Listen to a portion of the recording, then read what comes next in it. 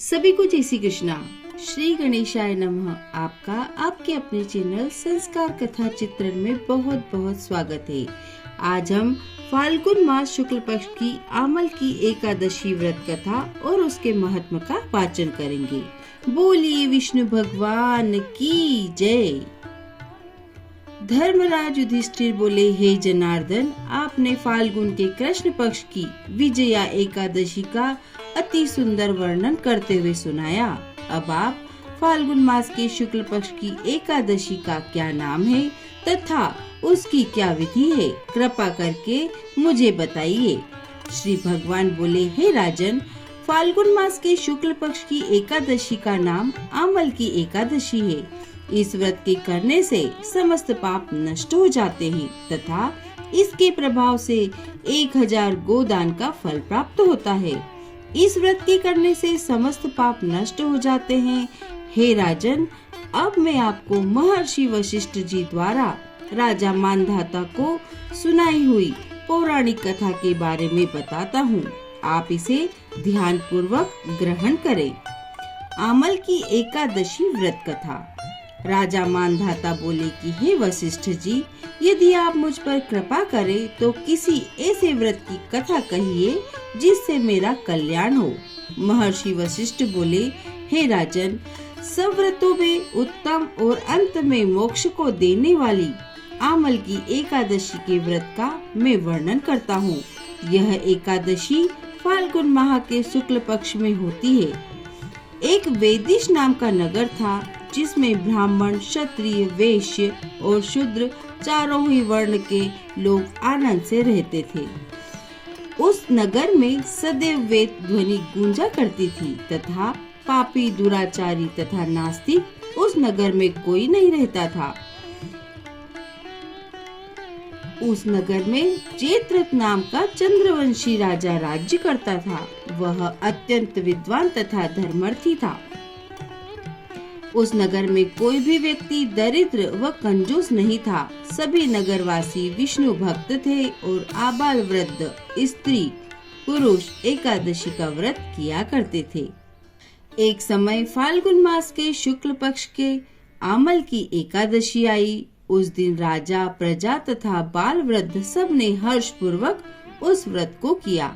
राजा अपनी प्रजा के साथ मंदिर में जाकर पूर्ण कुंभ स्थापित करके धूप दीप नैवेद्य, पंचरत्न आदि से धात्री आंवले का पूजन करने लगे और इस प्रकार स्तुति करने लगे।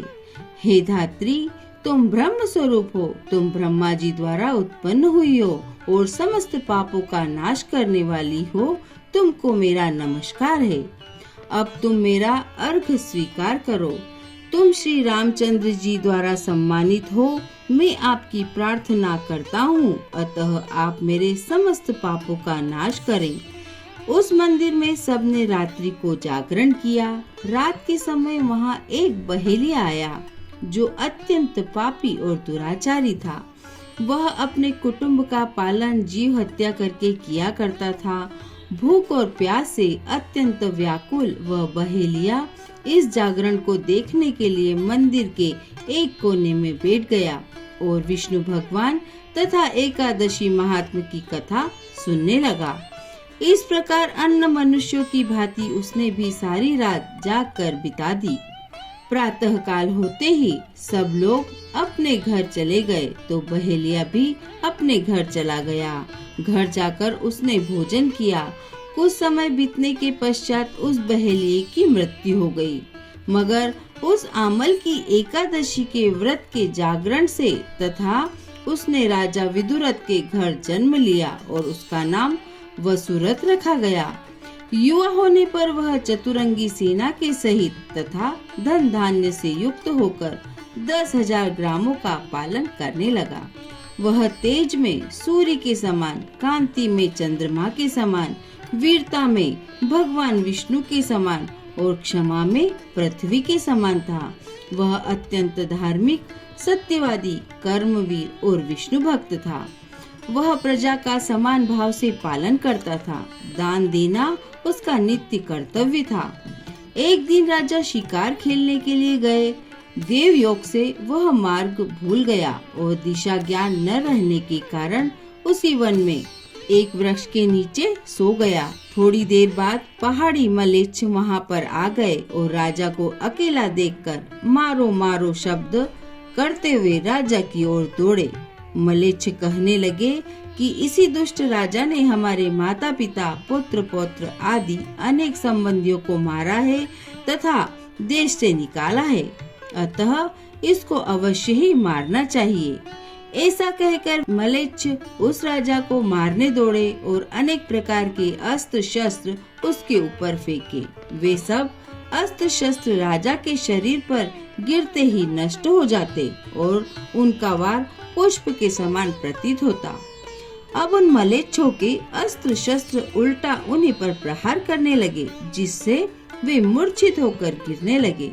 उसी समय राजा के शरीर से एक दिव्य स्त्री उत्पन्न हुई। वह स्त्री अत्यंत ही सुंदर होते हुए भी उसकी भ्रुकुटी टेढ़ी थी। उसकी आंखों से लाल लाल अग्नि निकल रही थी, जिससे वह दूसरे काल के समान प्रतीत होती थी। वह स्त्री मलेच्छों को मारने दौड़ी और थोड़ी ही देर में उसने सब मलेच्छों को काल के गाल में पहुंचा दिया। जब राजा सोकर उठा तो उसने मलेच्छों को मरा हुआ देखकर कहा कि इन शत्रुओं को किसने मारा है? इस वन में मेरा कौन हितैषी रहता है? वह ऐसा विचार कर ही रहा था कि आकाशवाणी हुई, हे राजा, इस संसार में विष्णु भगवान के अतिरिक्त कौन तेरा सहायता कर सकता है? इस आकाशवाणी को सुनकर राजा अपने राज्य में आ गया और सुख पूर्वक राज्य करने लगा। महर्षि वशिष्ठ बोले कि हे राजन, यह आमल की एकादशी के व्रत का प्रभाव था। जो मनुष्य इस आमल की एकादशी का व्रत करते हैं वह प्रत्येक कार्य में सफल होते हैं और अंत में विष्णु लोक को जाते हैं। बोलिए विष्णु भगवान की जय।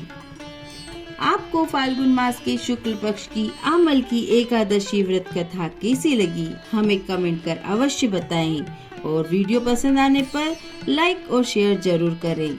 अभी तक आपने हमारे चैनल संस्कार कथा चित्रण को सब्सक्राइब नहीं किया है तो सब्सक्राइब कर लीजिए और बेल आइकन जरूर प्रेस कर लीजिए ताकि नेक्स्ट वीडियो आपको मिल सके। धन्यवाद। जय श्री कृष्णा।